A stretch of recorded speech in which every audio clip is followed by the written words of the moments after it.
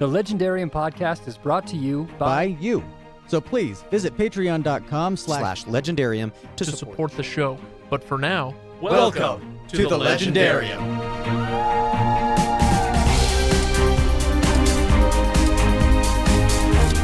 Sorry, if any of you have been doing a drinking game on most English parts, I may or may not. But we have to say now. it with your slightly British accent. Most English parts. Most English parts. Oh, that was a terrible accent. I'm so sorry if anybody from Britain.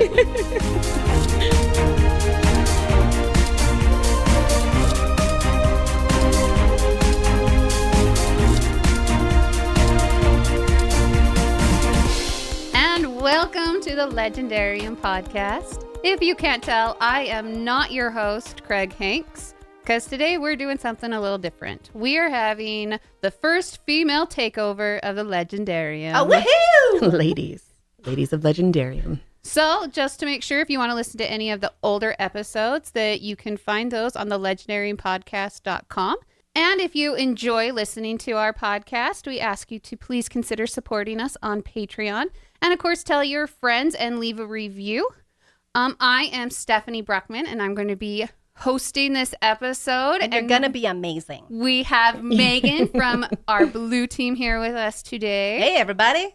And we also have our special guest, Kate Rufner. And we are so excited to bring her on for the first time of our Legendarium podcast. I'm delighted to be here. So today we're going to do a new book that I don't know if anyone's actually asked for, but we're excited about it. We are doing Pride and Prejudice and Zombies today. And zombies. And zombies, because... Wait, are there zombies in this book? Yes. Oh, I should have read it. Well, on that note, Megan, can you please give us a synopsis of the book that you supposedly did not read? Why, yes. So we can all know, because none of us made it through high school English without reading Pride and Prejudice. Well, it is a truth universally acknowledged that a zombie in possession of brains must be in want of more brains. In the early 19th century, Elizabeth Bennet and her sisters are warrior brides of death who protect their corner of England where a strange plague has taken hold of both living and dead. Their lives are interrupted when rich and handsome Mr. Bingley buys a house nearby and brings with him snobby gentleman warrior Mr. Darcy. Bingley falls in love with older sister Jane, a choice that Bingley's sisters and Darcy disapprove of because not only is she not rich, but her family is super embarrassing. Mr. Darcy is unnecessarily rude to Elizabeth, so she decides she hates him and is rude back. This rouses something within his most English parts that causes him to start staring at her a lot. Meanwhile, the pompous and clueless Mr. Collins comes to visit the Bennets and takes a liking to Elizabeth. The militia also comes to town, which causes Elizabeth's two youngest and most vapid sisters to go completely boy crazy. Mr. Wickham, an uncommonly attractive officer, for no reason whatsoever tells Elizabeth that he grew up with Mr. Darcy, and Darcy is the reason Wickham is so poor. Elizabeth refuses a proposal of marriage from Mr. Collins, so he proposes to Elizabeth's friend Charlotte, who's like, I've been infected with the strange plague anyway, so why not? Don't tell anyone, Kay, Lizzie?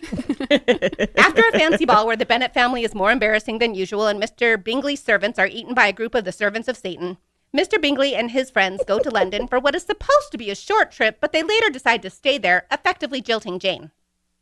Elizabeth visits the Collinses several months into their marriage and meets Lady Catherine de Bourgh, the greatest warrior in England, who also happens to be Mr. Darcy's aunt.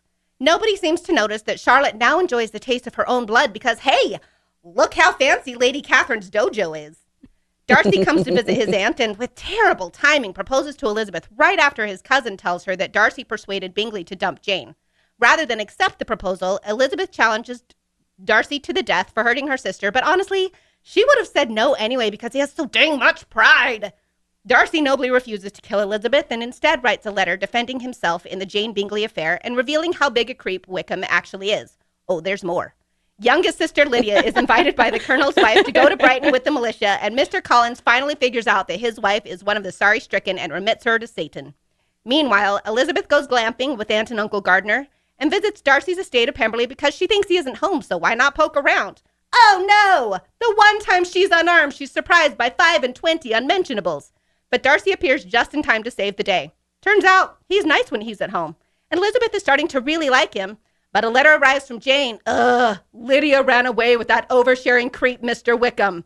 Elizabeth tells Darcy what has happened before rushing home to be with the family. Lydia and Wickham are found and get married, even though Mr. Wickham is now paralyzed and bedridden. They visit home one last time before moving to Ireland, and Lydia lets slip that Mr. Darcy was the one who found the couple and negotiated the marriage, though I'm still not sure how he convinced Wickham that beating him to a fluid-leaking bloody pope was a good idea. Mr. Bingley returns to Hertfordshire, and he and Jane get engaged soon after, but it takes a battle to the death with a disapproving Lady Catherine and her ninjas, wherein Elizabeth decides against beheading the lady so she doesn't ruin her chances with the nephew, for Darcy to realize that Elizabeth truly cares for him. England is still living under the shadow of Satan, but hey, our heroes get to live in connubial felicity ever after, and true love conquers all in the end, right? That was really scary. Ken makes it look a lot easier. So you're thinking, that was a really long recap. What could you take out? Nothing. Nothing. No. Like, it You just would needs need all to of be that. a long I mean, I recap. left some stuff out, but So just Plus, I think we need more servants of Satan and most English parts. right. Every time they mentioned that, I was like, oh, and now I'm thinking about English parts. That's not so bad. okay, so my first question is, what did you guys actually think of the book?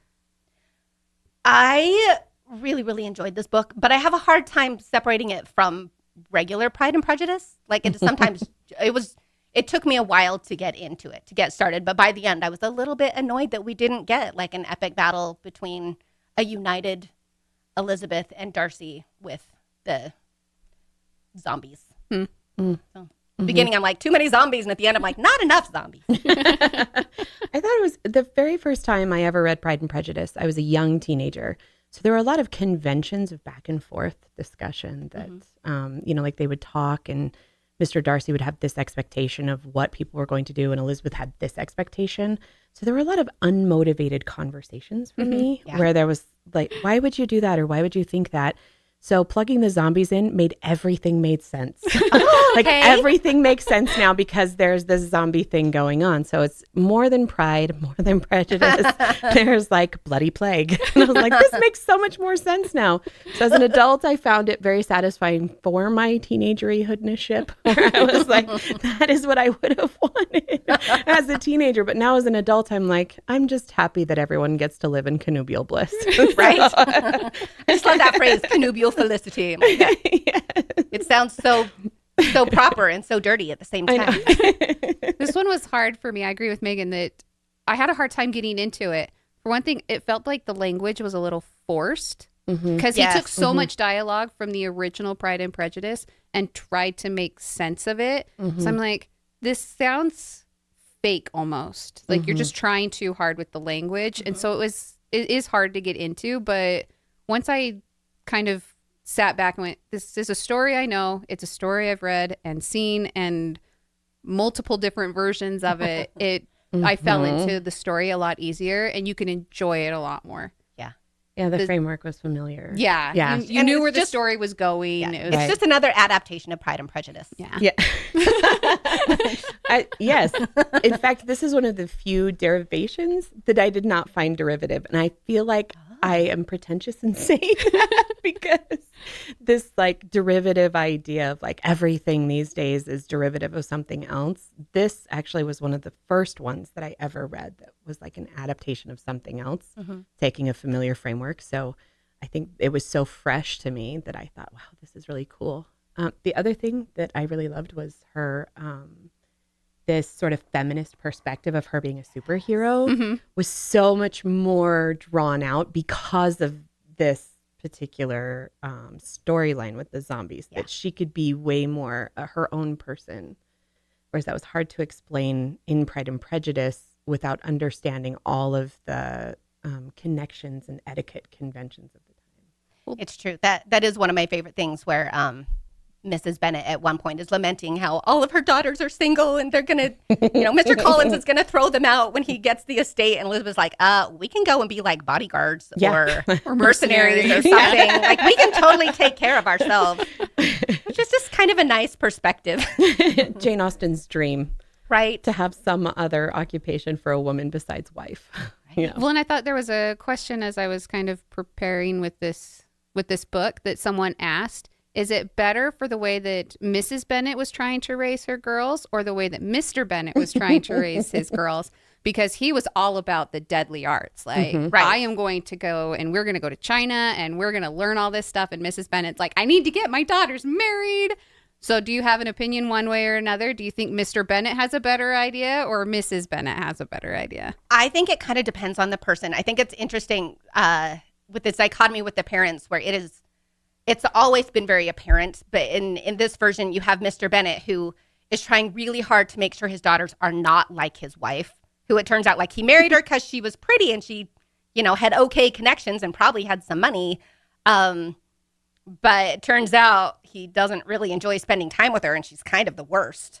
And then Mrs. Bennett is like, but this is all I know. It's so important that you get married and you don't even have to be accomplished. And I guess, go fight zombies. Thanks for keeping us safe. But also, Jane, you're too beautiful to be single, So that's kind of, Mr. Bennett wants his daughters to be more and Mrs. Bennett just wants them to do something familiar with her, which I think is kind of, I get that a lot because I'm still single. I'm 30 plus and I will kind of get that from people that are like, I want this so much for you. And it's like, they want me to have what they have, which I do also want, but it's nice to have, people who acknowledge that are like, you have this amazing life that you built for yourself and you do this and this and this. And they're not telling me I'm accomplished, but basically they're telling me I'm accomplished.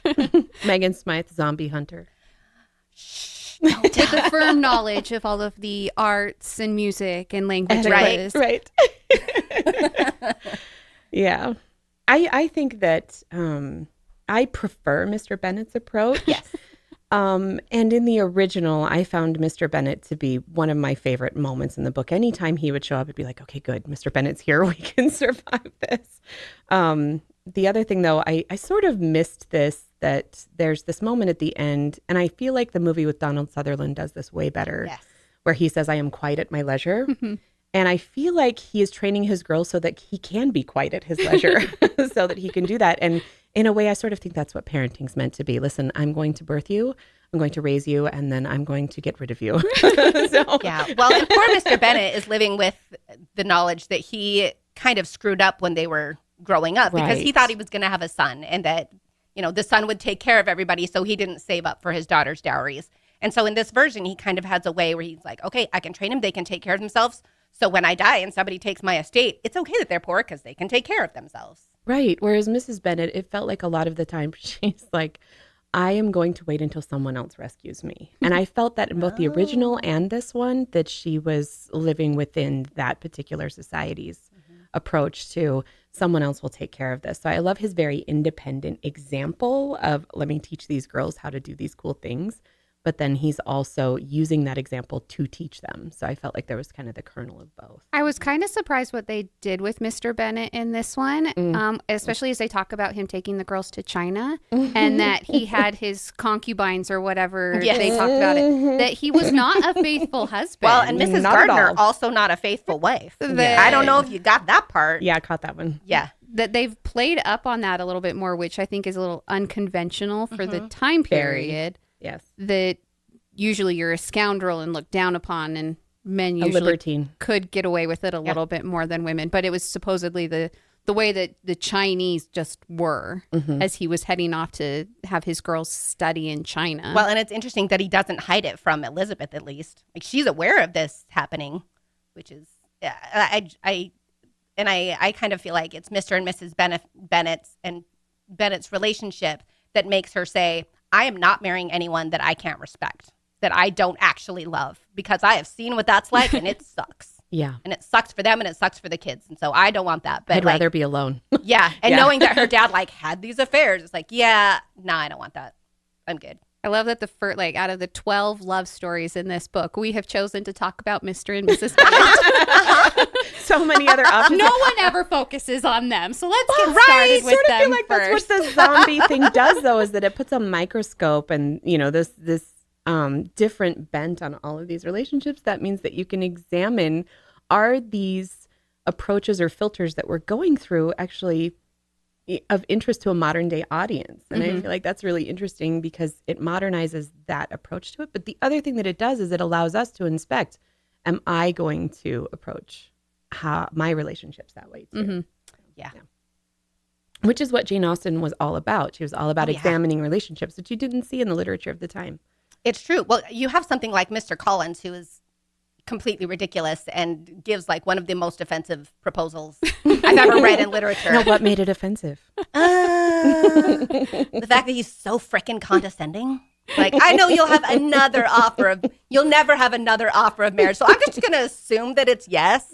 I know you said no, but I know women sometimes are like, oh, just kidding. Anyway. Elizabeth really does take the cake on proposals in all of this. Yes, so. really. So She wins. Wait, what did you say?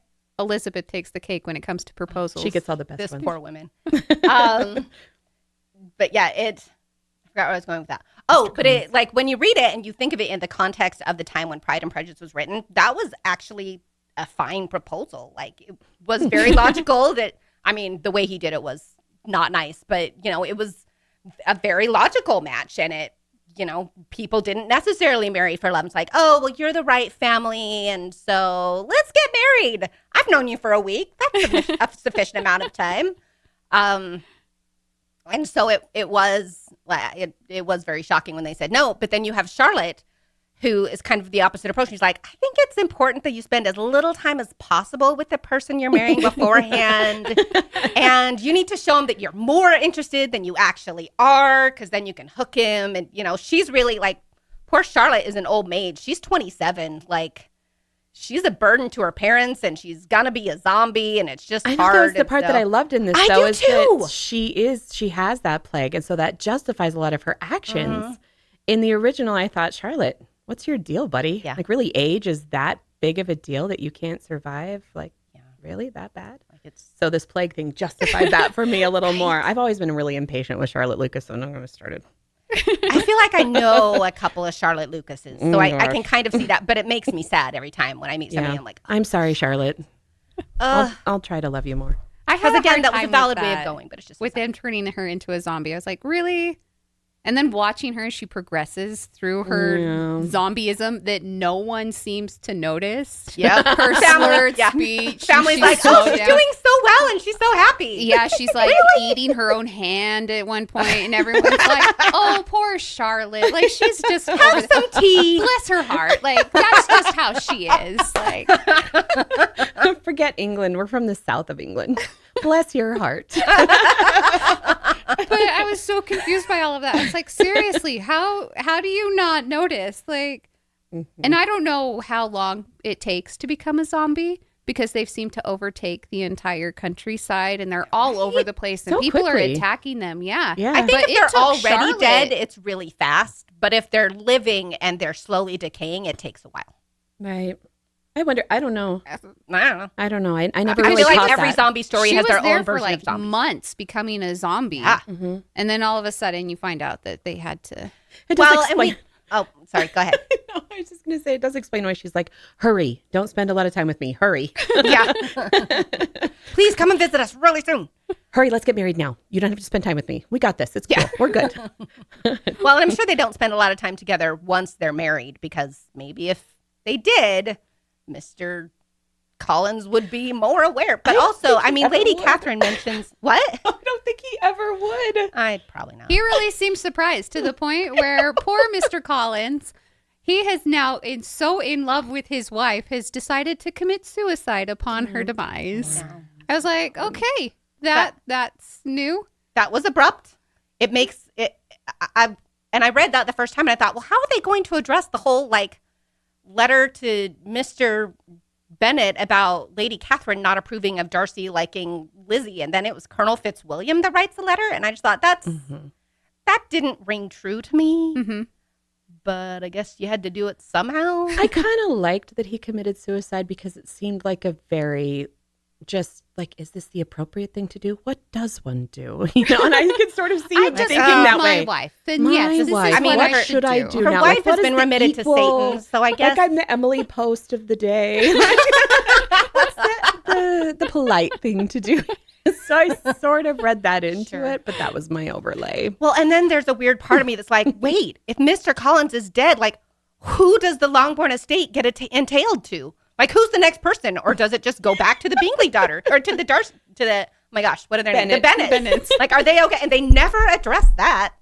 I'm sure there's some other distant cousin somewhere along the lines. I'm probably one of they're 7 go people to. who have thought about that. Yes, you are. That's why we love you, though. Because You're gonna Mr. think Collins about even those things. says, he's like, you don't have to worry about me taking over your estate because I'm going to be dead by the time you get this letter. So, Yeah. Yeah. and then Mrs. Bennet rejoices. So. I do agree with the Fitzwilliam thing that would have been weird to write a letter. Like, I don't know that. Just out of the If I blue. just Some get, like, this random person. Random militia person writing me a letter Yeah. about the fitness of my, future family. I don't know that I would have been like, I'm going to. Yeah, that seemed kind of rusted in, just. Like maybe he could have made more about Lady Catherine's abilities, and I'm trying to save your lives because she's gonna come try to murder you all. Like I didn't really get that sense. I just thought it was a very odd thing for him to do. Yeah, Out of the it blue. was strange. I don't know. So, Megan, in your pages upon pages upon pages of So notes, many pages notes. It's the best. do you have anything else that stood out that we need to talk about?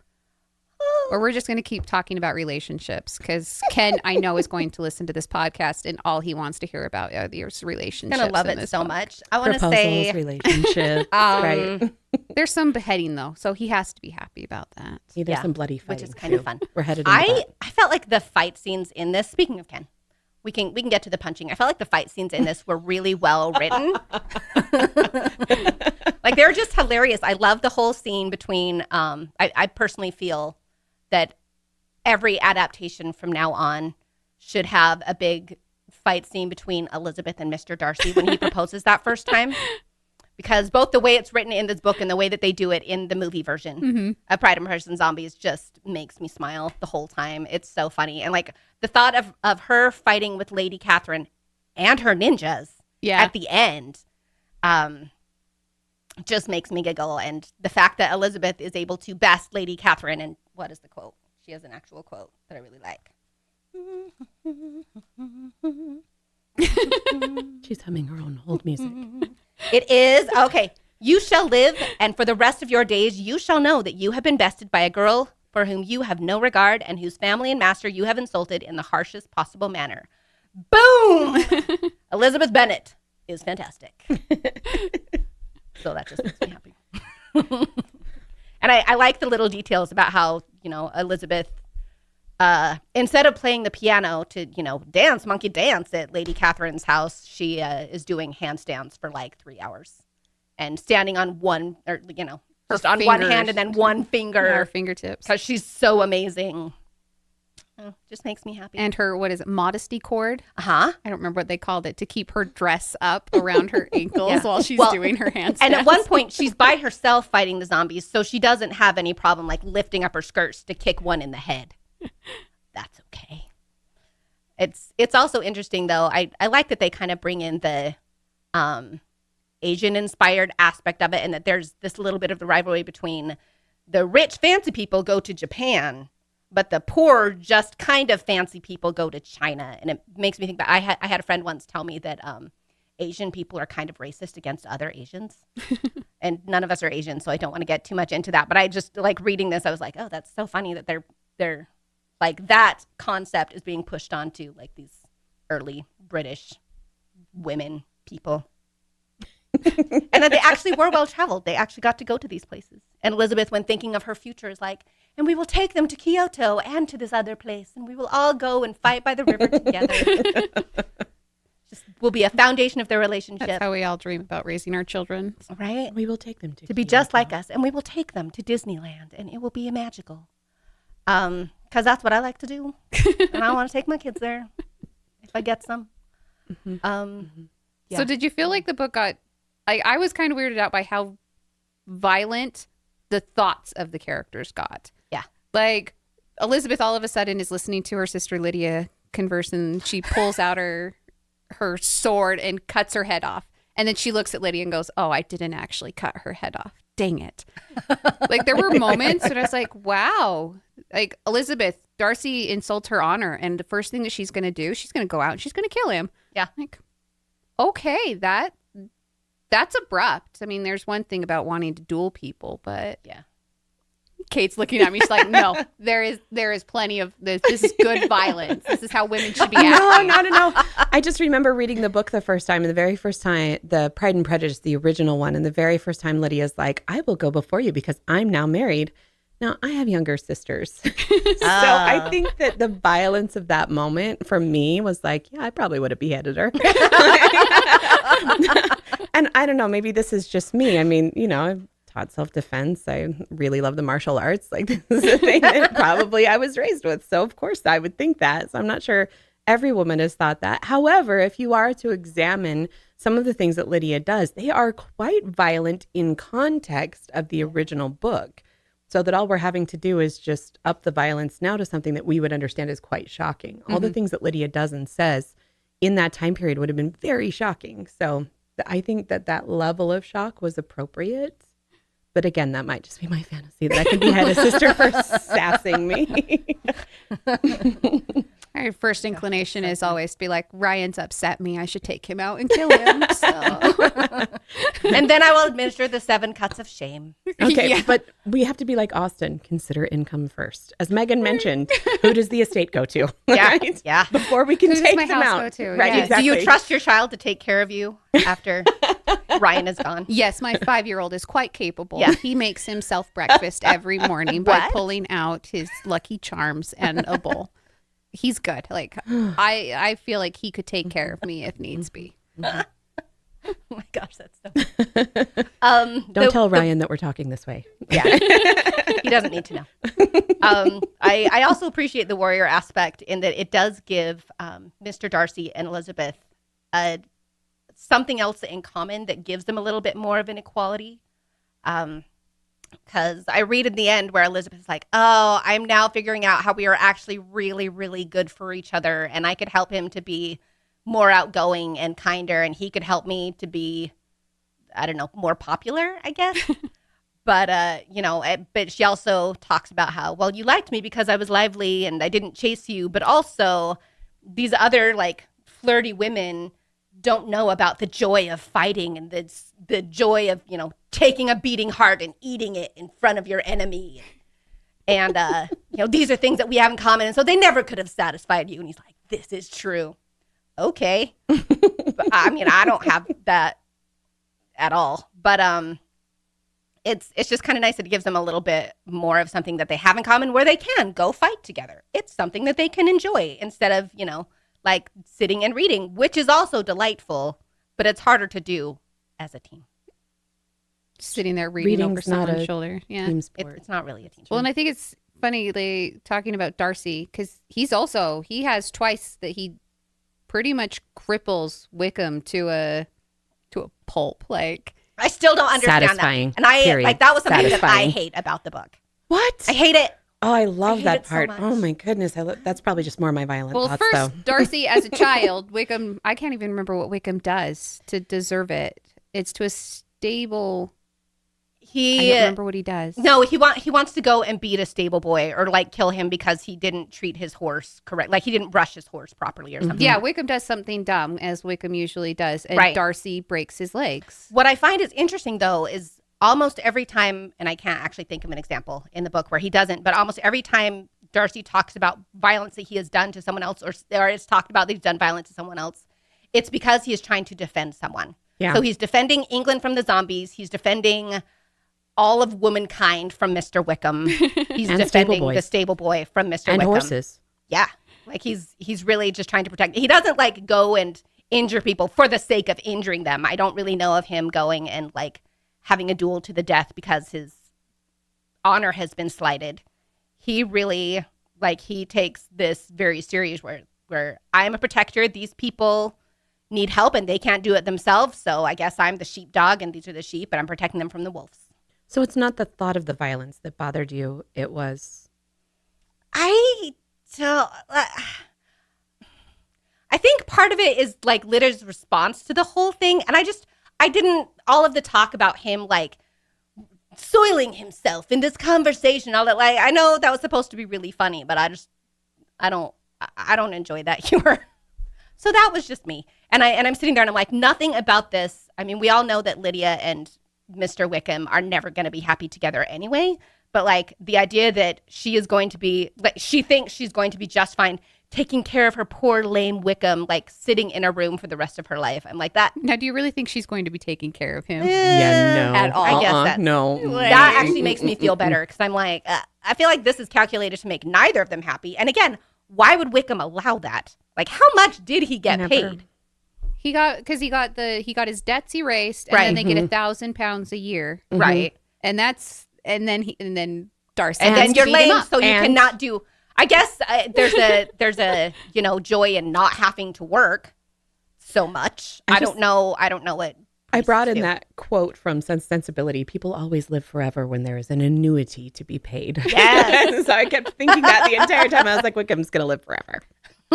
That's funny. Ooh, is it just during his life, or is it Lydia's life, or I don't know. Oh, their children. Can you imagine their children? I just thought of this. I've never, ever thought of Wickham and can't have Lydia's children. children. I was That's like, true. That's I true. don't think They it's can't a have version children. That's that they're true. having children. That's true. No. That's true. That will never be a thing. Thank you for solving that issue for me because I just had that thought. Oh my God, never really. I guess that doesn't actually mean they can't have children. I mean, there are plenty of wheelchair-bound stories out there where people have. I guess that's true. He just can't go and like impregnate But random women. yeah, he's not going Is to that be. what you meant by most English parts? Did you not assume that? I really thought. Okay, never mind. It's true. Coming from me, I could have meant something a whole lot more innocent, but I did not. When we were talking about the violence and everything, I was thinking, as I was reading Pride and Prejudice and Zombies, that how interesting it would be to overlay that in some other of Jane Austen's books. And the one that I really, really, really want someone to do is Persuasion. I really think that would be so fascinating to have the powers of fight in any of those characters. Because Anne Elliot is so silent. Yes. Yes. So quiet. Like she's very introverted she's very mental, but just to have an outlet to be able to do some of that. Yes. Would be cool. I did feel like that gave us more power in this book, though, that there was extensions of things that we got to see characters drawn in very extensive or extenuating circumstances so that there was a point that you got to know the character better as a result of that. Because when you give someone more power, all you do is show off more of their character, their center, where they're coming from, what they want. And I felt like that was really cool here. I think one couple, as we're moving along with these couples that we're talking about, So many.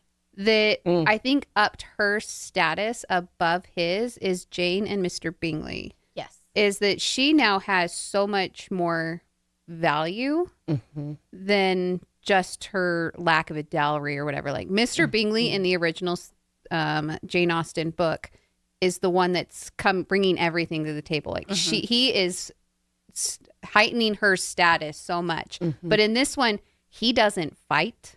He's scared of these zombies. Like he doesn't really bring much other than he now has wealth, and he's quite adorable in all of this. But she brings something to the table in this book that I think that extra power that they've given her has really heightened her character, and I love that. The great equalizer. It's interesting because these women are, they've promised king and country that they will protect the country until they are married, lamed, or killed. And so, it's, once she gets married, she's supposed to retire. But it sounds like she has a hard time doing that because they have to move away from Netherfield. No, I see a Jane Bingley superhero spin-off here. Don't It's like sneaking out at night. Where's my super suit? I am the greatest good. It's so true. Well, in this because she does give it up for a little bit until they buy someplace near Pemberley. Yeah. And then they build a dojo so they can continue. Yeah, so her and Elizabeth can continue on with their fighting and whatnot. But I was wondering why do the Bingleys not fight? None of them do. Well, I think part of it is that they pretty much grow up in England or in London. And in London, they have a bunch of soldiers taking care of them. And it's walled, like crazy thick walls. And yes, and they're in like a really swanky rich part of London. So I'm sure they have the really good walls surrounding so they're like them. The District and One. good. But like they've We're in the never, District One. I'm thinking they probably just never had to protect themselves. Whereas, out in Pemberley or out at Hunsford with Lady Catherine, there would be zombies showing up every once in a while. They would like show up at your house and you'd have to defend yourself. Literally 25 zombies outside Mr. Darcy's lake? And lake, moat, river, I don't know. But I really like that mental image where I'm like, oh, that's nice. You have a moat. But, if you live in the middle of town, you don't necessarily have the same need. What? Do you not want a moat at your house? No, I just was thinking about that movie where everyone like freaks out about Colin Firth walking out of the water. Oh, yeah. And I'm like, that's probably why this is a thing, is because he has to go through his own moat every time he goes home. And then it's so embarrassing. It's like, I am all wet, and there's Miss Elizabeth, and she thinks I'm really cool, and she knows I'm not now. Wah, wah. Well, it seems like fighting the martial arts is almost like a status, and I'm a little surprised that the Bingleys don't step up with that somewhere along the way, whether it's their parents somewhere that said, no, we don't want to raise our children this way. Because if the wealthiest woman in the world has some kick-ass knowledge about it. Sorry. Ryan even looked at me. She's like, I can't believe she just said that. Maybe it's a case of like showing that women can't have it all. Like we can try to do it all, but we can't necessarily do it all. Where there's a quote that says, in my experience, I think it's Elizabeth, in my experience, a woman is either highly trained or highly refined. One cannot afford the luxury of both in such times. As for my sisters and I, our dear father thought it best that we give less of our time to books and music and more to protecting ourselves from the sorry-stricken. So Bingley might have just chosen refinement then. Yeah. The Finer Things Club. No, I don't know. Well, because there's that entire conversation about what makes an accomplished woman. Yes. And they talk about the fine arts, the arts, the languages, the music. But then they even go on to studying martial arts. And if you're going to be truly accomplished, that's something else that you have to have in your life. So I was kind of surprised that the Bingleys didn't have some sort of knowledge, because even in Caroline's own opinion, she's not accomplished. Yeah. That's true. And okay, can we just bring that up for a minute though? When you referred to earlier these violent thoughts, the thing that I had a problem with was, why we're going to get mad at Darcy? Like, I'd be getting mad at the other ladies. Yeah. Like, seriously, come on. Are you kidding me? Stop being such jerks about stuff. People, I mean, I know there was some fights and stuff, but like, really, come on. I know. We're going to I don't know. Well, I mean, we're here in this society where women have more than words that they can use to defend themselves. Yeah. Because generally it's like women are backbiting and, let's spread this rumor about this person. And, she's so poor. They have different tools. Yeah. I wanted that explored more. Yeah. That is one thing I find interesting about this book, is that it's not, I mean, obviously it's an adaptation of Pride and Prejudice, but it's not a book where like we don't find out how this plague started. We don't find out where the zombies came from. We don't find the specifics of, how long does it take for a person to turn into a zombie. We don't have a cure at the end. It's not, this is not a zombie tale. It's like a slice of life within this larger story where, life continues on and these people have to live it. So this is what this little family is doing. These are not like the important people who are solving the problem. They're just taking care of their house, their home. So I do know, and I have not read them, so I have no opinion on them, that there is a prequel to this book as well as a sequel to this book. The prequel is called Dawn and the Dreadfuls. Okay.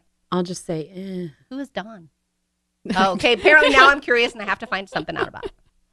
So, Kate, have you read these? Yeah.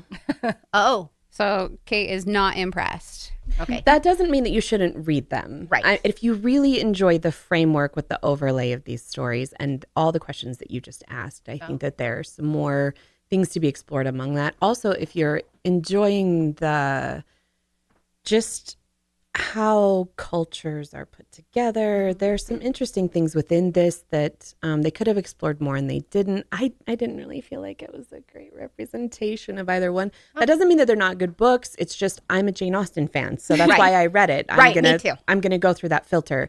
So for me, both of those books were perfectly fine on their own as like an approachable book, a good novel, a basically good framework and a story that provided more information and everything. Just it wasn't Austen. Yeah. If you enjoy zombies, read those books. If you enjoy, Austen. Pride and Prejudice, read Sense and Sensibility. Or Emma.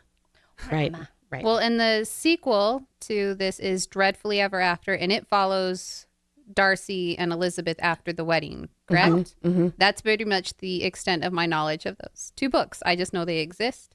So if you're interested in following this particular story, there are some other books that you can read. We just didn't. And then let us know what you thought. There's a graphic novel. Now, this I did enjoy, but that's because I really enjoy graphic novels. Okay. So I felt like it was a good representation. It's written by Tony Lee, one of the writers of Doctor Who, and that was fun.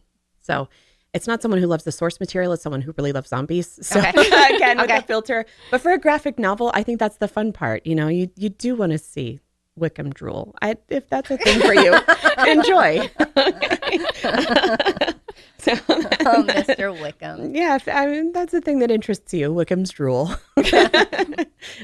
What more reason really do you need? Yeah, that's the whole reason that anyone reads a I mean, does it highlight Darcy's most English parts? No, but servants of Satan definitely factor in. All right. I'm sorry. If any of you have been doing a drinking game on most English parts, I may or may not stop now. But we have to say it with your slightly British accent. Most English parts. Most English parts. Oh, that was a terrible accent. I'm so sorry if anybody from Britain is listening to this. I was going to try another accent, and then I realized it was going to be Australian, and that's not the same at all.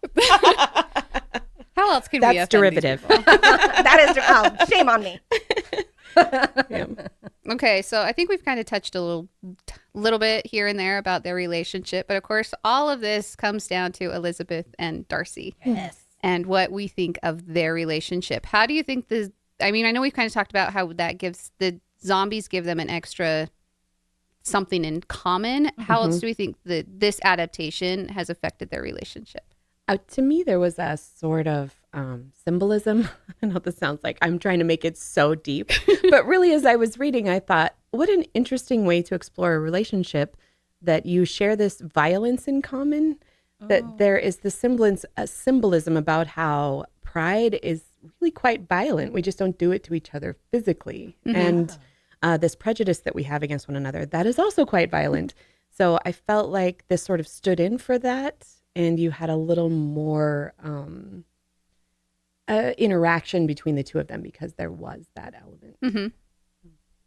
You go, Stephanie. What are your thoughts? Yeah, because I have thoughts about this. That's why I asked the question. Oh no. Sheesh, Megan. I'm sorry. Oh, you're looking at me now. Am I supposed to go? Yes. How many pages do you have I there? was just like, you're the one with 12 pages in front of you. She's got a whole notebook. It's all typed, by the way. No, this is what? Your things are typed? My notes for this were typed because I was reading the actual book and I didn't feel like, copying all of the pages of the book. I just wanted known that that's how many notes you took. I love that you went this in depth. I know. That's how I roll when I have time to do that. We've been talking about this for a month, so I had time. Mm-hmm. What I find interesting is Elizabeth gets to the point where she realizes that she really likes Mr. Darcy, and she he shows up at Longbourn towards the end before it's after she's rejected his proposal and fought him to the death, and it's after she's been to Pemberley and seen, oh, he's actually quite a nice person when he's not surrounded by people he's super uncomfortable with. Mm-hmm. No, it's before Lady Catherine de Bourgh. But she has a comment where she says she was in no humor for conversation with anybody but himself, and to him she had hardly the courage to speak. Me, she thought, who fears no man, who fears not death itself, and yet I am unable to summon but a single word, because she likes him so much that just all of this matters a whole lot more.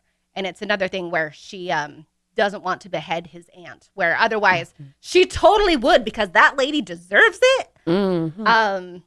But she knows that if she did that it would hinder her relationship with Darcy. And she just cares in regards for him. Like, she cares for and respects him so much. She doesn't want to do that to him. Like, she wants to leave that doorway open. And so it helps to temper her violence a little bit. I don't know if that really answers your question, but I think the thought I like their relationship that I've been having is that I don't think the zombies have affected the original relationship between Darcy and Elizabeth. Sure. I think it stands well on its own, that you can still follow their love story. And I'm a hopeless romantic at heart. Aww. That's the whole reason I read Jade. Pride and Prejudice in the first place. That's one reason why we like it. We love following the relationships between these people. And even though now they are fighting zombies, the heart of the relationships are still there. You can still follow how insecure Darcy can be about his relationship and the fact that he's falling in love with Elizabeth. And you can still follow Elizabeth as she's realizing that Darcy isn't the person she first thought he was, and how they get to the point where they do love each other. Because it's not like so many of these relationships a week later, and I'm in love with you. And life goes on and it's happy, and which is kind of a little bit how Jane and Mr. Bingley are. Yeah. But the love story is still there. And I think that's what I appreciate this, because my little romantic heart can be like, yes. And they still live happily ever after. Fighting zombies till the end. Connubial felicity. Most English parts. Someone's getting drunk listening to this episode. That's why I said it again. Okay, so last question that I know I have found that people are asking is, how do you think Jane Austen would accept this adaptation of her original novel? Oh my gosh, I think she would laugh so hard. I think she would be crazy flattered, and she would laugh so hard reading it. Like, especially if she were somehow in a modern framework and she could see, like, you know, how strong, because she wrote strong women and had very, you know, strong ideas about what marriage should be. And I think, like, reading this, she would really appreciate, she would just enjoy it. Well, and I know I read somewhere that they were talking about that adding zombies is such a modern take on this. And it's really not. They had all sorts of their gothic novels where they were adding ghosts and the supernatural. Dracula. And Jane Austen even wrote one, something Abbey. Northanger. Yes, thank you. I was like, I'm like, Downton, Northern. No. Northanger. So I don't think that she'd be all surprised that someone added zombies to one of her books. I don't think so either. I think she would love it. And I agree. I think she would laugh hysterically. I think she would enjoy the satire. And the other thing I appreciated is that the writing is really good. Yeah. It's not that, you know, you just have this person called in to overlay zombies and then that's all. Like, the writing is actually good. I think she would appreciate it as its own work of art. Yeah, I enjoyed that. So as we are coming towards the end, are there any other points that you want to discuss, thoughts that you've had, things that were important? Megan's now going through her 12 pages. I probably don't. I just want to check. I don't really have anything to talk about. If I'm checking my notes, it means there's nothing like popping out of my brain. So who would you recommend this book to? Like, what kind of audience do you think this is targeted towards? I think that's the beauty of this, is because of the intersection of the two things. I mean, we're talking about relationships, but I think that there's enough blood and gore that even someone who didn't appreciate relationships could appreciate everything going on with all of the fighting. So I would say there's a beautiful intersection there of a couple of different audiences. And I would recommend that you have a baseline understanding of who Jane Austen was. I don't think you need to know Pride and Prejudice in order to enjoy the story, but I would say know who Jane Austen is and what she stood for. I will say, if somebody is a diehard fan of Jane Austen, they may hate this book. Like, they could have a really hard time trying to adjust to it. I went back and looked at my notes from when I first read this, I don't know, 6 years ago. And apparently I wasn't a fan. Like, I remember just thinking this book was hilarious. And I'm like, I guess I didn't like it because I really just wanted it to be regular Pride and Prejudice. And so if somebody is kind of coming from that point of view, I would either have to prepare them or just be like, no, that's probably not for you. But I think somebody just looking for, like, something silly or something fun to read. Like, it's a fun summer read. Was it Carrie Russell in Austenland? Yes. Yeah, if you're that level of Austen fan, this is not the book for you. Right. If you're someone who wants to live in Jane Austen's life, this isn't it. But if you enjoy what Austen stood for. Well, good. I think that we all enjoyed it. Yeah. We're all Austen fans, and now we're all zombie fans. And it was funny because when I first read this, I mentioned to a couple of different guys who, like, you know, not the same conversation, but I mentioned, I read Pride and Prejudice and Zombies, and it was so funny. You know, just talking about it, and they're like, oh, you should read World War Z, and I was like, no, I read this book because I like Pride and Prejudice, not because I care about zombies. Although I did end up reading World War Z, and I really like it. So next time you can go, oh, you liked World War Z? You should read Pride and Prejudice and Zombies. I Because there's really want zombies to in have it. that conversation at They're some really point. the same book. So anyone that wants to know. I'm just going to start recommending it to everyone. Really, you read a self-help book? You should read Pride and Prejudice and Zombies. You're having trouble with your relationship? Pride and Prejudice and Zombies. Brene Brown, Pride and Prejudice Yes. and Zombies. So now we know the answer to all life's problems can be found in Pride and Prejudice and Zombies. And most English parts. Well, we're going to wrap it up for today. We hope that you enjoyed the women takeover of the Legendarium. We know we certainly did. So again, if you want to support us, you can go onto Patreon and of course tell your friends and family. And all of our past episodes are on thelegendarium.com, and we will all chat with you guys later.